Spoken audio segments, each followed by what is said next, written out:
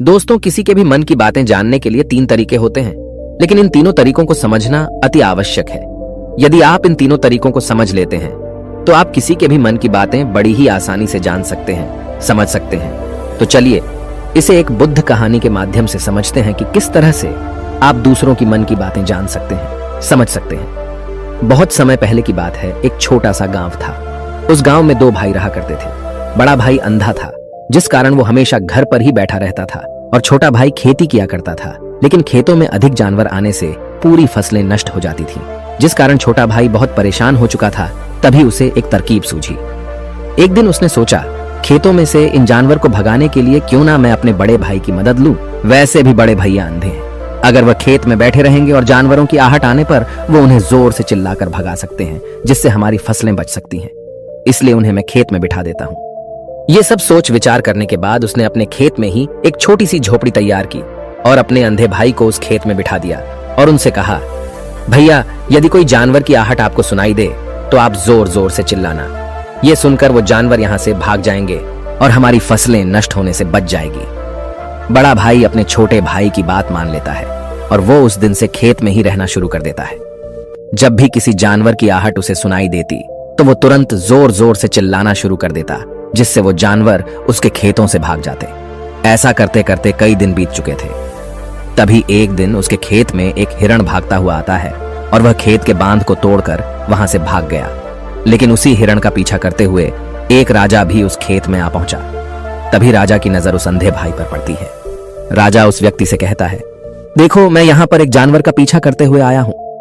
क्या तुमने उस जानवर को यहां पर देखा है? इस पर वो व्यक्ति कहता है, हे राजन, मैं तो अंधा हूं, मैं भला किसी जानवर को कैसे देख सकता हूं।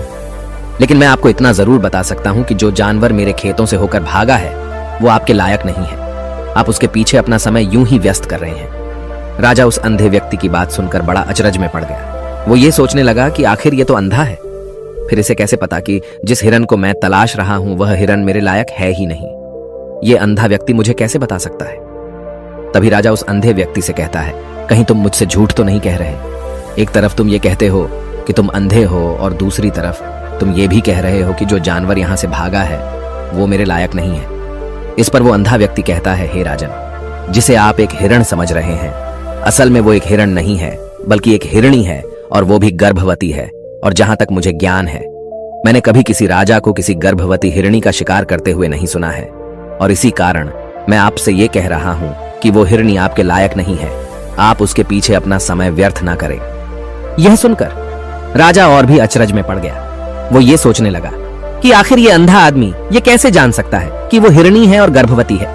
राजा कुछ देर सोच विचार करने के बाद अपने सेनापति से कहता है, सेनापति जी, मुझे वो जानवर जिंदा चाहिए, क्योंकि मुझे यह पता करना है क्या वह हिरणी है और क्या वह गर्भवती है। क्योंकि यह अंधा आदमी बहुत विश्वास के साथ कह रहा है और मुझे इस बात की पुष्टि करनी है। यदि वह हिरणी हुई और गर्भवती हुई तो वह हमारे शिकार के लायक नहीं है, क्योंकि हम तो एक हिरण का पीछा कर रहे थे। इसलिए जाओ और पता करो कि क्या वो हिरणी है। सेनापति राजा से आज्ञा लेकर आगे की ओर बढ़ चलता है और कुछ देर बाद जब वह वापस लौट कर आता है तो वह राजा को कहता है, हे राजन, इस अंधे आदमी ने जो भी बातें कही हैं वो बिल्कुल सही हैं। वो एक हिरणी ही है और वह गर्भवती भी है। यह सुनकर राजा आश्चर्यचकित रह गया। उसे समझ नहीं आ रहा था कि आखिर अंधा आदमी कैसे पता कर सकता है कि वह जानवर एक हिरणी है, और तो और वह गर्भवती है। भला एक अंधा आदमी यह कैसे देख सकता है? यह कैसे जान सकता है? आखिर इसे यह कैसे पता चला? ऐसे कई सारे प्रश्न अब राजा के मन में उमड़ने लगे। अब राजा ने यह ठान लिया था कि मुझे इस बात की तह तक पहुंचना ही है कि आखिर यह अंधा आदमी कैसे जानता है कि वह जानवर एक हिरणी है। यह सोचकर राजा उस अंधे आदमी के पास जाता है और उस अंधे आदमी से कहता है, देखो, मैं ये तो नहीं जानता कि तुम सचमुच अंधे हो या नहीं, लेकिन मैं तुमसे एक बात जानने आया हूं। क्या तुम मेरे प्रश्न का सही सही जवाब दोगे? इस पर अंधा व्यक्ति कहता है, हे राजन, आप जो कुछ पूछना चाहते हैं मुझसे पूछ सकते हैं, मैं आपको बिल्कुल सच सच जवाब दूंगा। इस पर राजा कहता है, देखो, एक तो तुम कहते हो कि तुम अंधे हो और दूसरी तरफ तुमने यह बता दिया कि जिस जानवर का पीछा मैं कर रहा हूं वह एक हिरणी है, और तो और वह गर्भवती भी है। आखिर तुम्हें यह कैसे पता चला? तुम्हारे खेत में और भी तो जानवर आते होंगे, और भी तो जानवर यहां से गुजरते होंगे, फिर तुमने यह कैसे अंदाजा लगाया?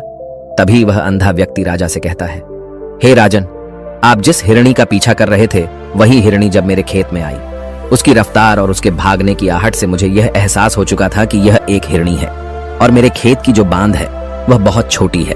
उसकी ऊंचाई ज्यादा नहीं है। यदि कोई हिरण होता तो उस बांध को बड़ी आसानी से लांघ जाता, लेकिन वह हिरणी इस बांध को तोड़कर भागी है और यदि वह इस बांध को छलांग लगाकर पार करने का प्रयास करती तो इससे उसके बच्चे को खतरा होता।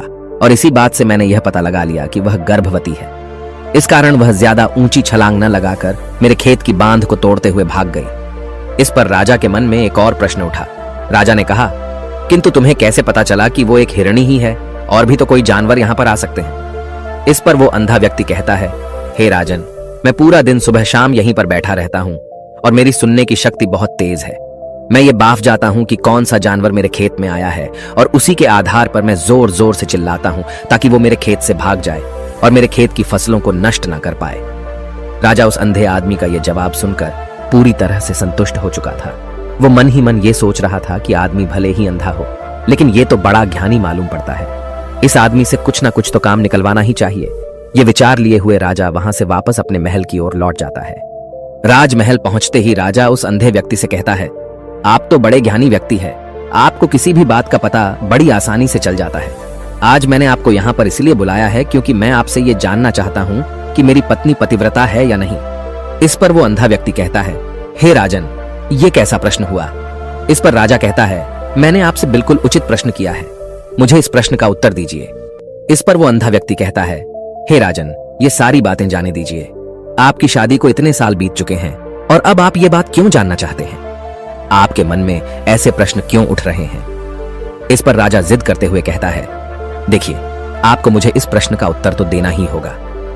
यदि आप मुझे इस प्रश्न का उत्तर नहीं देंगे तो मैं आपको मृत्युदंड दे दूंगा।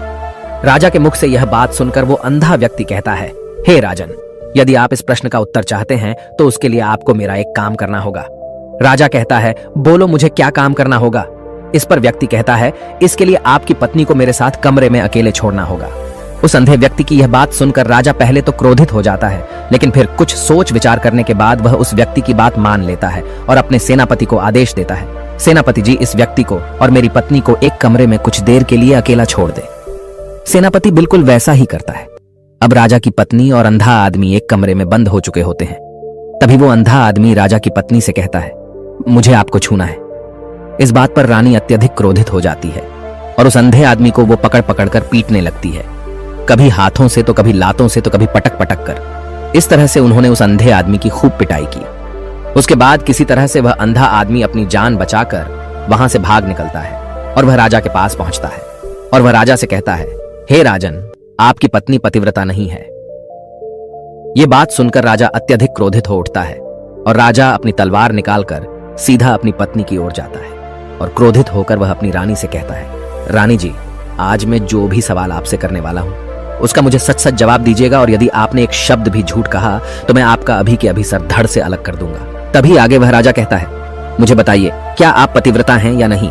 इस पर रानी कहती है, हे राजन, आप भले ही मुझे जान से मरवा दीजिए, लेकिन मैं पतिव्रता नहीं हूं। राजा यह बात सुनकर बहुत खुश हुआ क्योंकि उस अंधे आदमी ने जो भी कहा था वह बिल्कुल सच था। यह बात सुनकर तुरंत ही राजा उस आदमी के पास पहुंचता है और आकर उस अंधे आदमी से कहता है, तुम्हें कैसे पता चला कि मेरी पत्नी पतिव्रता नहीं है? इस पर वह अंधा आदमी कहता है, हे राजन, बड़ी सीधी सी बात है। मैंने तो आपकी पत्नी से बस इतना ही कहा था कि मुझे आपको छूना है और इस बात पर वह इतना क्रोधित हो उठी कि उन्होंने गुस्से में आकर मुझे लात घूंसों से पीटना शुरू कर दिया। और भला कोई औरत किसी और मर्द को कैसे छू सकती है? लेकिन उन्होंने न आव देखा न ताव, बस लात घूंसे मुझ पर बरसाने शुरू कर दिए। वह भी तो एक छूना ही हुआ और एक पतिव्रता नारी कभी भी पराये मर्द को नहीं छूती। जब मैंने उसे छूने के लिए कहा था तो वह उस वक्त मुझे मना कर सकती थी, लेकिन उन्होंने तो मुझे पीटना शुरू कर दिया और देखते ही देखते उन्होंने मेरे पूरे शरीर को छू लिया। अब आप ही बताइए, ऐसी स्त्री भला पतिव्रता कैसे हो सकती है? इस पर राजा कहता है, तुम तो बड़े ज्ञानी मालूम पड़ते हो। अच्छा ठीक है, चलो तुम मेरे एक प्रश्न का और जवाब दो। यदि तुमने मुझे इस प्रश्न का सही सही जवाब दे दिया तो मैं तुम्हें यहां से जाने दूंगा। आगे राजा उस अंधे आदमी से कहता है कि तुम मुझे यह बताओ, क्या मैं सच में अपने पिताजी का ही बेटा हूं या फिर किसी और का? इस पर वह अंधा भी कहता है, हे राजन, इस बात से आपका क्या लेना देना? आप किसी की भी औलाद हो, आखिर आप हैं तो इस राज्य के राजा, इसलिए इस प्रश्न को जाने दीजिए। लेकिन राजा कहता है, नहीं नहीं, मुझे इस प्रश्न का सही सही जवाब चाहिए, अन्यथा यह प्रश्न मुझे हमेशा परेशान करता रहेगा। इसलिए मैं इसका सही सही जवाब जानना चाहता हूं। यदि तुम इसका सही सही जवाब दे देते हो तो तुम यहां से जा सकते हो, मैं तुम्हें नहीं रोकूंगा। इस पर वह अंधा आदमी कहता है, हे राजन, इसके लिए तो मुझे आपके मां के पास भी जाने की कोई आवश्यकता नहीं है। मैं आपको अभी अभी यह बता सकता हूं कि आप किसकी औलाद हैं, लेकिन उससे पहले मैं चाहता हूं कि आप मुझसे एक वादा करें कि आप मुझ पर क्रोध नहीं करेंगे। राजन ने कहा, मैं तुमसे वादा करता हूं, मैं तुम पर क्रोध नहीं करूंगा। इसके बाद वह अंधा आदमी राजा से कहता है, हे राजन, आप है तो अपने ही पिता के पुत्र, लेकिन आप पर एक कंजूस सेठ की छाया पड़ी हुई है। यह सुन राजा बहुत क्रोधित हो उठा और वह तुरंत तलवार निकालकर अपनी मां के पास जा पहुंचा। वह वहां पर पहुंचने के बाद अपनी मां से कहता है, मां, मुझे सच सच बताइए, क्या मैं अपने ही पिता का पुत्र हूं या नहीं? यदि आपने मुझे सही सही नहीं बताया तो वह यहीं पर अपने प्राण त्याग दूंगा। मुझे बताओ क्या सच है? इस पर उस राजा की मां कहती है, बेटा, तू है तो अपने ही पिता का पुत्र, लेकिन तुम्हारे ऊपर एक कंजूस सेठ की छाया पड़ी हुई है। जब मैं एक बार नहाने के बाद अपना मुंह आईने में देख रही थी, तभी उस कांच के पीछे मुझे एक कंजूस सेठ नजर आता है और उसी की छाया तुम पर पड़ चुकी है। यह सुन राजा बहुत खुश हो जाता है और वह तुरंत दौड़ा दौड़ा वापस उस अंधे आदमी के पास पहुंचता है और उस अंधे आदमी से कहता है, तुम्हें यह कैसे पता चला कि मुझ पर एक कंजूस सेठ की छाया पड़ी हुई है? इस पर वह आदमी कहता है, हे राजन, आपने मुझसे कई सारे सवाल पूछे जिनका जवाब मैंने आपको सही सही दिया है। यदि कोई और राजा होता तो मुझे इसके बदले में ढेरों सारे इनाम मिल चुके होते, लेकिन अब तक आपने एक फूटी कौड़ी तक नहीं दी है। इस बात से ही मैंने अंदाजा लगा लिया था कि आप बहुत कंजूस हो। यह बात सुनकर राजा जोर जोर से हंसने लगा और कहता है कि आप जो भी मांगेंगे वह मैं आपको अवश्य दूंगा, लेकिन मुझे यह बताओ कि तुम्हें कैसे पता चल जाता है कि कौन सी बात सही है और कौन सी गलत? तुम किसी भी बात का इतना सटीक और सही जवाब कैसे दे पाते हो? इस पर वह अंधा आदमी कहता है, हे राजन, मैं तो वैसे ही अंधा हूं। यदि मेरी आंखें होती तो मैं किसी की भी मन की बातें बड़ी सरलता से जान लेता। मन की एक भाषा होती है और यह भाषा मनुष्य के शरीर के व्यवहार के रूप में देखी जा सकती है। उसकी आंखों से, उसके होठों से, उसके काम करने के तरीके से, उसकी क्रियाओं से पता किया जा सकता है कि उसके मन में क्या चल रहा है। उसके आधार पर हम किसी के भी मन की बातें जान सकते हैं, लेकिन मैं तो अंधा हूं, मैं देख नहीं सकता, इसलिए मैं क्रियाओं से देखता हूं। यदि मुझे कोई बात जाननी हो तो अगले आदमी को कुछ काम देना पड़ता है, जिस पर वह व्यक्ति किस प्रकार काम करता है, किस तरीके से इस काम को करता है, उसके आधार पर ही मैं यह पता कर पाता हूं कि उसके मन में क्या चल रहा है। तभी वह राजा कहता है, तो क्या इसका अर्थ यह हुआ कि मैं भी किसी के मन की बातें जान सकता हूं? इस पर वह अंधा आदमी कहता है, हे राजन, अवश्य आप भी किसी भी व्यक्ति के मन की बात जान सकते हैं, किंतु उससे पहले आपको अपने ऊपर काम करना होगा, और वह काम है अपने मन को शांत करना, अपने मन को वर्तमान में लाना होगा, जिसके लिए मैं आज आपको 3 तरीके बताने वाला हूं। और ये तीनों ही तरीके बड़े ही आसान और सरल हैं। किंतु हे राजन, उससे पहले आपको एक काम करना होगा, अपने मन को एकाग्र करना होगा। जब हम अपने मन को एकाग्र करते हैं, अपने मन को वर्तमान में लाते हैं, तो हम दूसरे के मन की बात जान सकते हैं, क्योंकि वह आदमी अभी भी अपने मन में वर्तमान में ही सोच रहा है, और हमें भी मन को वर्तमान में ही लाना होगा, तभी हम उसके मन की बातें जान सकते हैं।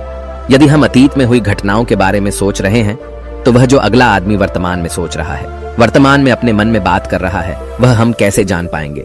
क्योंकि हम तो अतीत की घटनाओं में डूबे हुए हैं। इसलिए किसी के भी मन की बात जानने के लिए सबसे पहले हमें हमारे मन को एकाग्र करना होगा, उसे वर्तमान में लाना होगा। आगे वह व्यक्ति राजा से कहता है, हे राजन, जो 3 तरीके मैं आपको बताने वाला हूं, इन 3 तरीकों से बड़ी आसानी से किसी के भी मन की बातें जान सकते हैं। उसके बाद वह अंधा आदमी राजा से कहता है, हे राजन, जो सबसे पहला तरीका है वह है आंखों पर ध्यान देना। किसी व्यक्ति से बात करते वक्त उसकी आंखों में देखना, उसकी आंखों पर ध्यान देना जो सबसे ज्यादा जरूरी है, क्योंकि आंखें बोलती नहीं पर बहुत कुछ कह जाती हैं। यदि हम किसी व्यक्ति की आंखों के इशारों को समझना सीख जाएं, हम यह जान पाएंगे कि व्यक्ति के दिमाग में क्या चल रहा है, वह क्या सोच रहा है और अभी वह क्या करने वाला है। मेरे पास आंखें नहीं हैं, लेकिन मैंने अपने गुरु से यह विद्या सीखी है, क्योंकि बहुत सालों पहले मेरे पास आंखें थीं और मैं उस वक्त लोगों के मन की बातें केवल उनकी आंखों से ही जान लेता था। इसलिए यदि आप भी दूसरों की मन की बातें जानना चाहते हैं, तो आपको भी उनकी आंखों पर गौर करना चाहिए, जैसे कि उनका आकार कैसा है, वह कब, कहां और किधर देख रहे हैं। यदि आपने अब तक पूरी कहानी को सुना है, तो मैं आपसे एक छोटा सा अनुरोध करना चाहता हूं। कृपया इस चैनल को सब्सक्राइब करें, ताकि मैं आपके लिए और भी ऐसी ही ज्ञान से भरपूर कहानियां लेकर आ सकूं। नमो बुद्धाय। मिलते हैं एक नई कहानी के साथ अगली वीडियो में।